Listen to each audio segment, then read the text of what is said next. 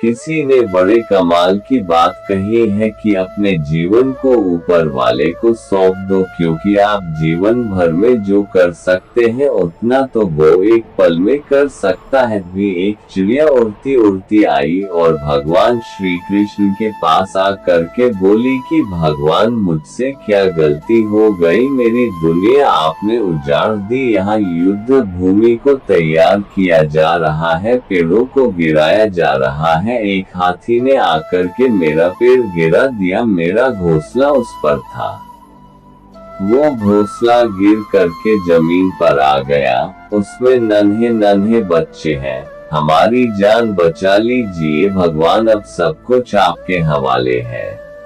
आपके लिए एक छोटी सी कहानी। यह कहानी महाभारत के युद्ध के प्रारंभ होने से पहले युद्ध भूमि को तैयार किया जा रहा था, कुरुक्षेत्र की भूमि को समतल बनाया जा रहा था, पेड़ों को हटाया जा रहा था। उस युद्ध भूमि का मुआयना करने के लिए एक दिन पहले निरीक्षण करने के लिए भगवान श्री कृष्ण और उनके मित्र धनुर्धर अर्जुन पहुँचे। वो मुआयना कर रहे थे, देख रहे थे तैयारी किस तरीके से चल रही है।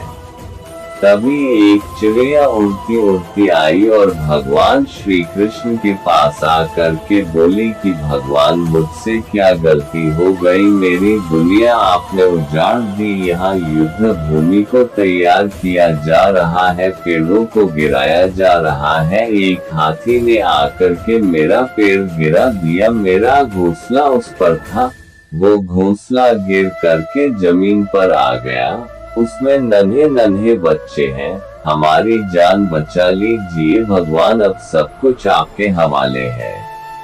भगवान श्री कृष्ण ने कहा कि मैं इसमें क्या कर सकता हूँ, मैं तुम्हारी मदद नहीं कर सकता, ये तो नियति का पहिया है, समय का पहिया घूमता चला जाता है, इसमें मैं क्या कर सकता हूँ बताओ। वो चिड़िया रुआसी हो करके बोली कि भगवान, मुझे बस एक इजाजत दे दीजिए। भगवान ने कहा कि बोलो, क्या पूछना है, क्या इजाजत चाहिए। तो उस चिड़िया ने कहा कि भगवान, मैं आप पर विश्वास तो कर सकती हूँ ना। भगवान ने हाँ भरी। अगले दिन युद्ध शुरू हुआ और युद्ध की शुरुआत से पहले भगवान श्री कृष्ण ने अपने दोस्त अर्जुन से कहा, अपने मित्र से कहा कि मुझे अपना धनुष और एक तीर दे दो, एक बाण दे दो। अर्जुन ने अपना धनुष सौंपने से पहले पूछा कि केशव, आपने तो प्रतिज्ञा ली थी कि आप शस्त्र नहीं उठाएंगे, क्योंकि अर्जुन की भगवान को शस्त्र क्यों उठाना पड़ रहा है, ऐसा क्या हो गया।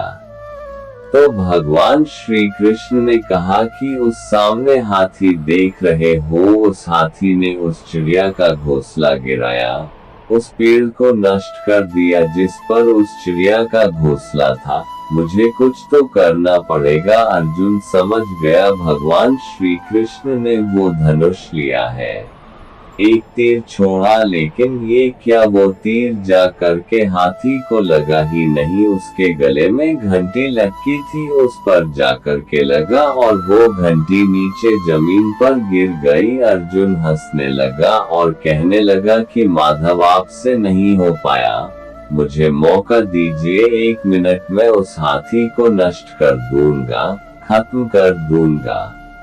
भगवान ने कहा कि नहीं नहीं, हो गया, बस इतना काफी था। अर्जुन ने भी ज्यादा सवाल जवाब नहीं किए। 18 दिन तक युद्ध चला और उसके बाद में जब पांडवों की जीत हुई तो एक बार फिर से उस मैदान को साफ किया जा रहा था, क्योंकि काफी युद्ध के बाद में जो नुकसान हुआ था, बहुत सारा सामान गिरा पड़ा था, साफ सफाई चल रही थी। भगवान श्री कृष्ण ने एक बार फिर से अपने दोस्त, अपने मित्र अर्जुन के साथ में उसी भूमिका करने के लिए निकले और अर्जुन से कहा कि एक काम कीजिए, मेरे रथ से उतरिए और जाकर के नीचे वो जो घंटी रखी है उसको हटा दीजिएगा। अर्जुन चौंक गया कि हमने युद्ध जीत लिया है, हम इतने महान बन चुके हैं और यह मुझे एक घंटी उठाने के लिए युद्ध भूमि की साफ सफाई करने के लिए कह रहे हैं। लेकिन जानता था भगवान है, कुछ भी कह सकते हैं। रथ से नीचे उतरा, जा करके उस घंटी को उठाया,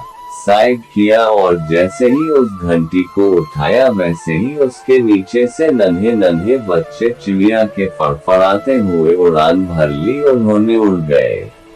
अर्जुन की आंखें नम हो गई। उस घंटी के नीचे था वो घोंसला उस चिड़िया का जो मदद मांगने आई थी। 18 दिन के युद्ध में वो चिड़िया और उसके बच्चे सुरक्षित रहे, क्योंकि घंटी वहां पर उनका सुरक्षा कवच बनकर आ चुकी थी। चिड़िया ने शुरुआत में सिर्फ ये कहा था कि क्या भगवान मैं आप पर विश्वास तो कर सकती हूँ ना, और भगवान ने हाँ भरी थी।